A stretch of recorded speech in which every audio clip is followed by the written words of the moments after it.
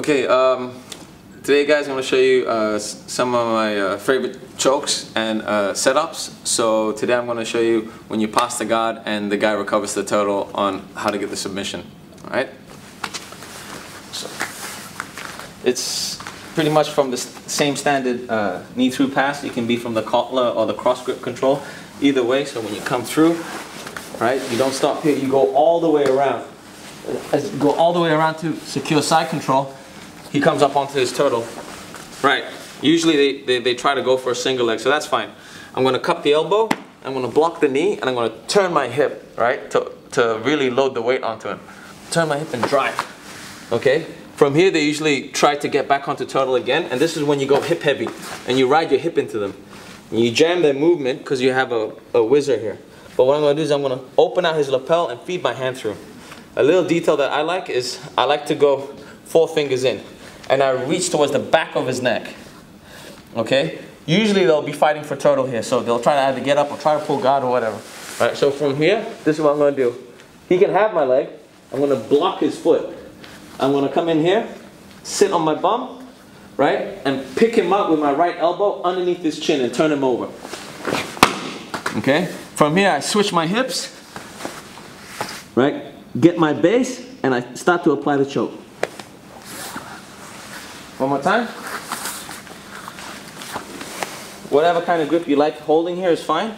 So from here, through, come all the way through, hunt for the opposite side for side control. He's going to try to get up onto his all fours, right? Cross face, grab the elbow, block the knee, and turn your hips. Go hip heavy to buy yourself some time to get the cross lapel choke. He's going to get up onto his fours, right here, block the foot, turn him over, switch your base, and put all your weight on him via your chest, and apply the choke. There you go. Okay, so this is a modified cross lapel choke. So what I want to do is I want to get my wrist and a bit of my thumb here, and I want to keep my hand as flat as possible, not curl it up. Alright, so I'm going to lace my thumb all the way through. Now what I do is I try to collect all the material and almost fold the material in my grip.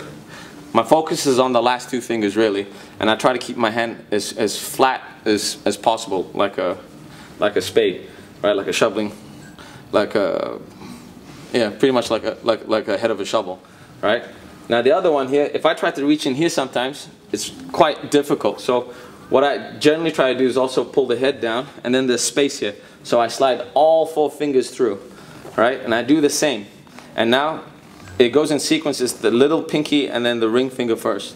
That's what tightens the grip. And I keep my hand open. Now for me to get the choke, I do curl my wrist in a bit, but the pull is that my left elbow goes towards my rib cage, and my right elbow drops down towards the jaw, and then it pushes open here, my forearm, right? So all done at once, then he'll feel the pressure. There you go. Okay, a little detail, the choke is done when he's on the floor. So what I try to do is I make an anchor point, right, with here, and it's not my hand that picks him up, it's my elbow levering underneath his jaw. So this is what it looks like here, and then my elbow goes there, right? And to assist me with him falling on his back, this foot is just blocking, you know? So it's just blocking right here. So when I have the lapel here, all I do is just blocking, and then my elbow comes underneath, right? So that means I have to drop my shoulder, and then I use the strength in my body more than my arms. There. Now here's the block and here's the turn, and I fall onto the left side of my hip here, and then block with my right knee against the hip, post with my left, and then apply the choke.